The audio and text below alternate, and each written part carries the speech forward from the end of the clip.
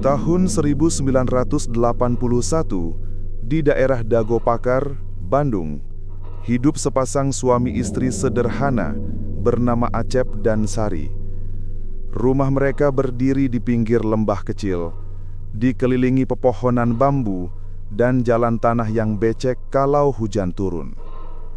Acep bekerja sebagai kuli bangunan di kota, sedangkan Sari mengurus rumah dan ke-12 anaknya. Hari itu, udara terasa dingin. Kabut turun sejak sore. Sari membawa keranjang rotan dan golok kecil, hendak mencari kayu bakar ke hutan bambu di belakang rumah. Anak-anaknya sedang bermain di halaman, sementara suara ayam jantan terdengar sayup dari kejauhan. "Cepat balik sebelum maghrib, Mah," kata anak tertuanya, Ais, dengan nada khawatir. "Iya, cuman sebentar," jawab Sari sambil tersenyum. Ia sudah terbiasa masuk ke hutan itu sendirian. Saat sampai di tengah rimbun bambu, suasana berubah sunyi. Tak ada suara burung, tak ada angin, hanya bunyi bambu bergesekan. Sari memungut dahan kering satu persatu. Lalu matanya tertuju pada gumpalan hitam kecil di bawah rumpun bambu. Seekor anak kucing hitam, bulunya basah, matanya sayu. "Aduh, kasihan. Siapa yang buang kamu di sini?" gumam Sari. Ia mengusap kepala kucing itu, dan kucing itu mengeong pelan seperti meminta dibawa pulang. Tanpa pikir panjang, Sari memasukkannya ke dalam kain gendongan bersama kayu bakar. Sore makin redup. Awan kelabu menggantung. Saat Sari berjalan pulang, ia mulai merasa gendongannya makin berat. Langkahnya melambat. Napasnya terasa sesak. Mungkin kayunya banyak, pikirnya. Tapi peluh dingin mulai menetes di pelipis. Ia berhenti sejenak dan menoleh ke belakang. Gendongannya bergoyang sendiri. Kucing hitam itu kini terlihat lebih besar dari sebelumnya. Loh, kok? Ia coba meletakkan gendongan di tanah, tapi beratnya luar biasa. Saat kain itu terbuka, kucing itu sudah sebesar anjing dewasa, menatap Sari dengan mata merah menyala. Tubuhnya bergetar hebat. Kucing itu menjulurkan lidah panjang, menjilat udara. Lalu tubuhnya membesar lagi, seukuran kuda. Bulu hitamnya menegak, kuku tajamnya mencengkram tanah, dan wajahnya perlahan berubah menjadi wajah manusia. Pucat, dengan gigi taring runcing dan sorot mata penuh amarah. Suara berat bergema di antara pepohonan. "Kembalikan anakku, atau kau yang kubawa pulang." Sari menjerit, tapi mulutnya seolah terkunci. Kakinya tak bisa bergerak, tubuhnya membeku seperti batu. Tiba-tiba, dari kejauhan terdengar suara azan maghrib dari musola kampung. "Allahu Akbar! Allahu Akbar!" Suara itu membuat sosok hitam itu berhenti. Mata merahnya perlahan memudar, tubuh besarnya mengecil, lalu lenyap bersama hembusan angin dingin. Sari ambruk di tanah, menangis terseduh-seduh. Ia berlari pulang, meninggalkan kayu, gendongan, dan kucing itu. Sampai di rumah wajahnya pucat dan bibirnya gemetar. Cep, aku lihat makhluk di hutan," katanya terbata-bata. Acep segera menenangkannya. Udah, kamu jangan keluar rumah dulu. Itu hutan memang gak beres. Dulu orang tua bilang ada penunggu di sana," katanya dengan nada tegas. Malam itu rumah mereka sunyi. Sari tak bisa tidur. Setiap kali memejamkan mata, ia teringat wajah makhluk tadi. Di luar angin bertiup kencang dan terdengar bunyi bambu bergesekan keras seperti suara langkah kaki yang berputar mengelilingi rumah. Tengah malam, Acep membuka matanya. Ia merasa ada sesuatu berdiri di luar jendela kamarnya. Ia menatap keluar dan samar-samar melihat sepasang mata merah menatap ke arahnya dari balik gelap. Namun begitu ia bangkit, pandangan itu menghilang. Hanya suara "Nyong" lirih yang tertinggal. Besoknya, Sari demam tinggi. Tubuhnya lemas, matanya sayu. Di pergelangan tangannya ada bekas seperti cakaran panjang, padahal semalam ia tak keluar kamar. Acep mulai sadar, mungkin ini bukan kejadian biasa. Malam itu ia duduk termenung di depan rumah, menggenggam tasbih lama pemberian gurunya dulu. Dalam hati ia berdoa, berharap makhluk itu tak lagi datang. Namun jauh di hutan bambu, suara "Nyong" menggema lagi. Kali ini terdengar lebih besar, lebih dalam, dan seperti disertai tawa manusia. Sejak kejadian di hutan bambu, Sari tak pernah keluar rumah sendirian lagi. Ia lebih banyak berdiam di kamar, menatap kosong ke jendela. Kadang ia bicara sendiri, seolah masih melihat sesuatu di luar sana. Anak-anaknya mulai takut. "Bu, ngomong sama siapa?" tanya Ais suatu sore. "Dia nunggu di luar, minta anaknya dikembalikan," jawab Sari pelan, matanya tak lepas dari arah pepohonan. Mendengar itu, Acep langsung menutup tirai dan mengunci pintu rumah. Ia tahu, apapun yang dilihat Sari itu bukan manusia. Malamnya, Acep duduk di ruang tamu sambil menggenggam kujang tua yang selalu ia simpan di lemari. Kujang itu peninggalan gurunya, Abah Rawi, seorang guru spiritual yang dulu menurunkannya ilmu kebal dan penglihatan batin saat Acep ikut perang melawan Belanda. Ilmu itu membuat Acep tahan peluru, tapi Abah berpesan, "Setiap kekuatan ada tumbalnya, Cep. Jangan gunakan untuk marah, apalagi sombong." Tapi malam itu, rasa takut dan amarahnya mulai menutup akal. Sekitar pukul 11 malam, ketika semua anak sudah tidur, Acep mendengar suara langkah kaki berat di halaman belakang. Langkah itu pelan, tapi ritmenya teratur. Duk, duk, duk. Ia membuka jendela, kabut tebal menutupi pekarangan. Dari sela-sela bambu, tampak bayangan hitam sebesar sapi berjalan perlahan. Acep meraih kujang keluar perlahan. "Siapa di sana?" teriaknya. Suara langkah berhenti. Lalu muncul suara lain, suara mengeong tapi dalam dan berat seperti dari tenggorokan manusia. "Kau tendang anakku, ku tendang anakmu." Acep merinding, nafasnya tercekat. Ia baru sadar pagi tadi ia memang menendang seekor anak kucing hitam yang berkeliaran. Ia pikir itu kucing liar yang kembali. "Pergi, jangan ganggu keluargaku," teriaknya. Lalu ia mengayunkan kujang ke arah bayangan itu. Tapi saat besi itu hampir menyentuh, sosoknya menghilang. Hanya angin dingin lewat di belakang telinganya. Dari dalam rumah, Sari menjerit kencang. Acep berlari masuk dan melihat semua anaknya terbangun ketakutan. Di lantai kamar Ais ada jejak kaki besar dan basah mengarah ke tempat tidur. Ais berdiri terpaku, matanya melotot ke arah jendela. "Ayah, dia di sana," katanya dengan suara serang. Acep menoleh dan melihat seekor kucing raksasa berdiri di luar. Setengah tubuhnya menyerupai manusia. Mata merahnya bersinar tajam menembus gelap. "Kau tendang anakku, ku tendang anakmu." Tubuh Ais tiba-tiba terangkat ke udara seperti ditarik sesuatu. Sari berjerit histeris. Acep berlari, mencoba menarik anaknya, tapi ada kekuatan tak terlihat yang mendorongnya mundur. Ia terjatuh menabrak dinding. Dalam sekejap, tubuh Ais terpental keras ke arah pintu dan terkapar.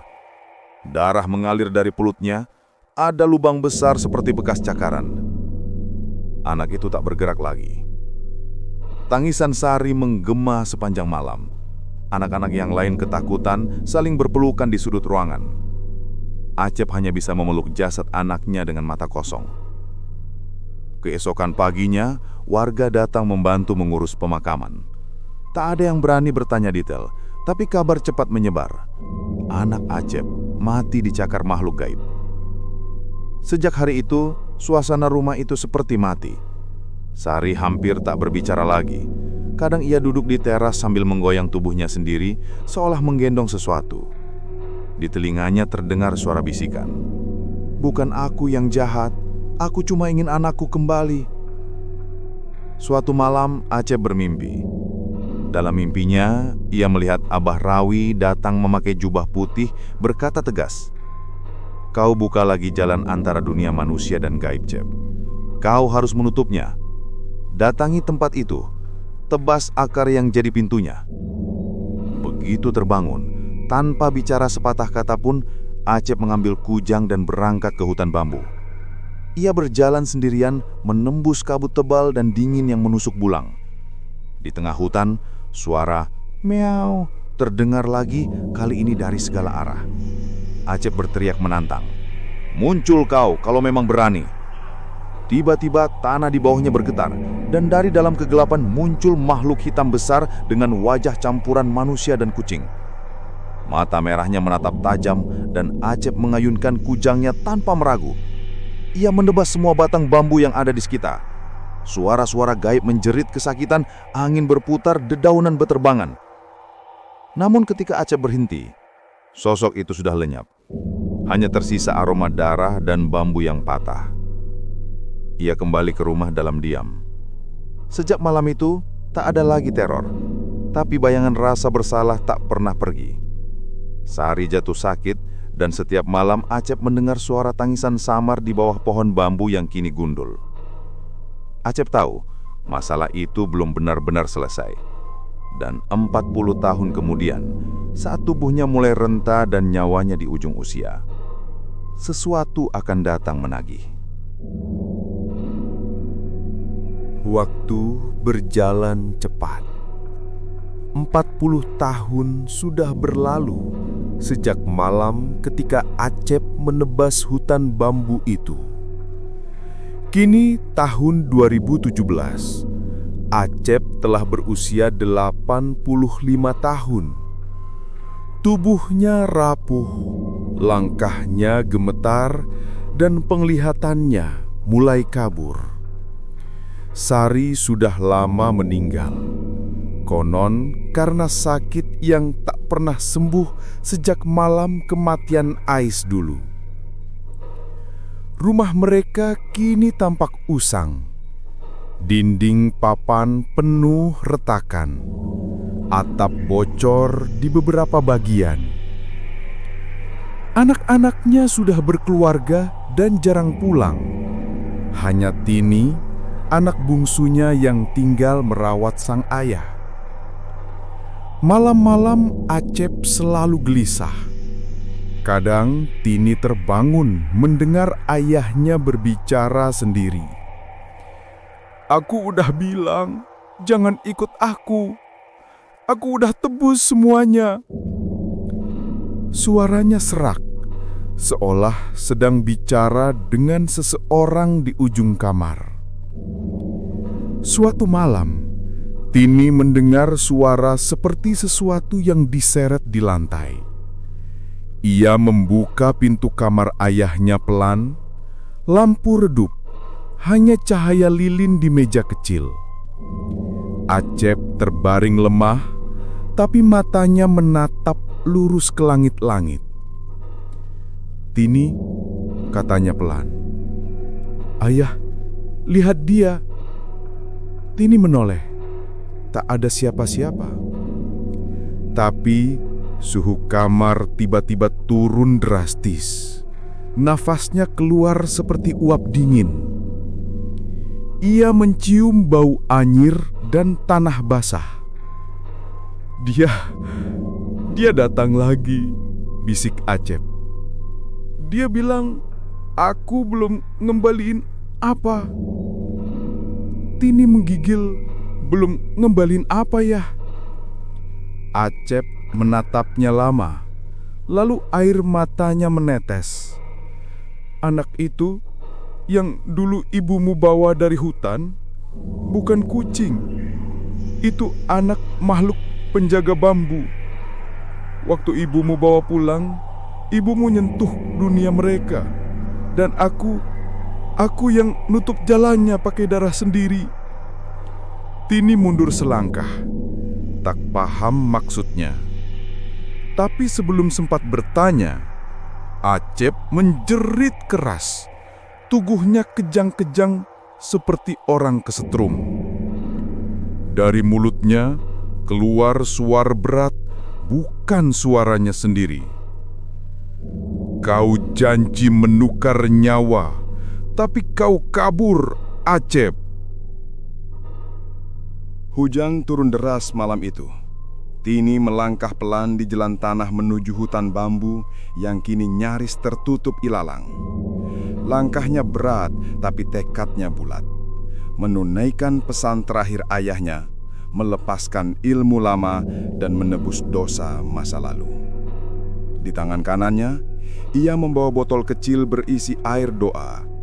Di tangan kirinya, foto ayah dan ibunya di masa muda, tersenyum di depan rumah sederhana mereka.